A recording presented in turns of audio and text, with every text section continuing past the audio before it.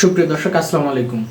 এই ডক্টর ইউনূস সরকার যে আমাদের সাথে গাদ্দারি করতেছে, আমাদের দেশটাকে যে দেশটার সার্বভৌমত্ব যে ডুবিয়ে দিচ্ছে, সেটা কিন্তু ইতিমধ্যেই আমরা দেখতে পাচ্ছি যে ধীরে ধীরে প্রমাণিত হচ্ছে।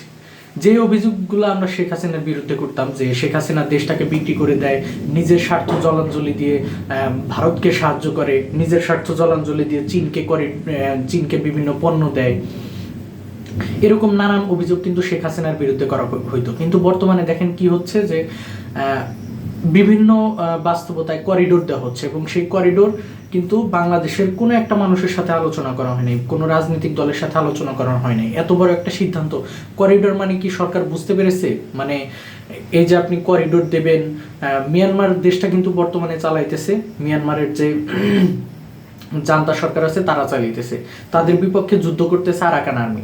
তো এই আরাকান আর্মিকে যখন আপনি সাহায্য করবেন বা খাবার দাবার দিবেন, তাহলে কি মায়ানমার কি অসন্তুষ্ট হবে না? মায়ানমার কিন্তু ইতিমধ্যেই আমাদের দেশের উচ্চ পর্যায়ে কিন্তু চিঠি দিছে যে তারা এটা নিয়ে খুবই উদ্বেগ প্রকাশ করেছে। তো এটা কিন্তু আমাদের দেশের গণমাধ্যমে এখনো প্রকাশ করে নাই, প্রকাশ করবেও না, কারণ দেশের গণমাধ্যমের কিন্তু ত্রুটি চেপে ধরা হয়েছে। ঠিক আগের মতো কেউ কোনো কথা বলতে পারতেছে না।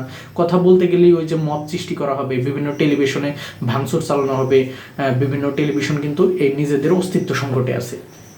তো যাই হোক, এটা গেল একটা বিষয়। আবার দেখেন এই যে সেন্ট মার্টিন নিয়ে, মানে সেন্ট মার্টিন কি সেন্ট মার্টিন সারা বা সেন্ট মার্টিনের পরিবেশ এখন ভালো করা কি সরকারের খুব দায়িত্ব ছিল? মানে সরকার দেশের মধ্যে কি আর কোনো কাজ ছিল না? বুড়িগঙ্গা তো ঢাকার প্রাণ কেন্দ্র, বুড়িগঙ্গার ঢাকার প্রাণ বলতে গেলে রক্ষা করে। তো এই বুড়িগঙ্গা নদীতে যেমন জল ছিল সেরকমই তো আমরা দেখতেছি। কেন বুড়িগঙ্গা নিয়ে কি কাজ করতে পারে না?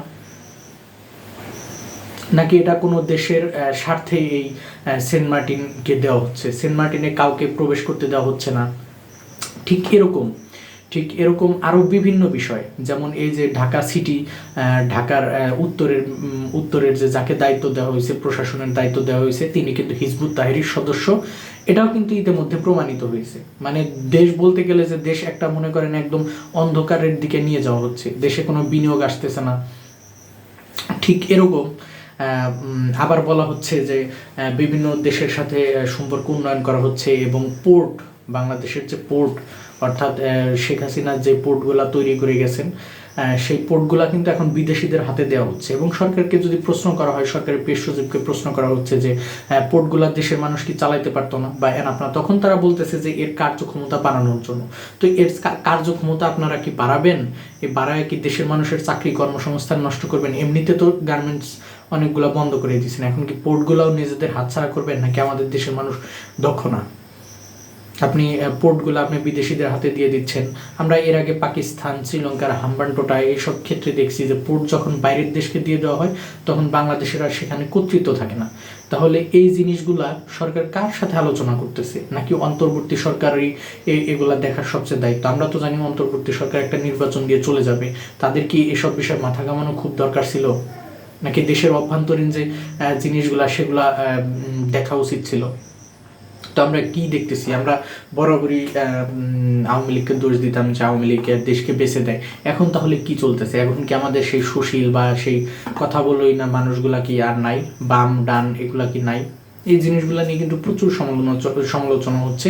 এই প্রশ্নগুলা কিন্তু আমার না, এই প্রশ্নগুলা হচ্ছে বিবিসি বাংলা কিন্তু এই প্রশ্নগুলো করেছে। এবং যমুনা টিভিতেও আমরা দেখলাম যে যমুনার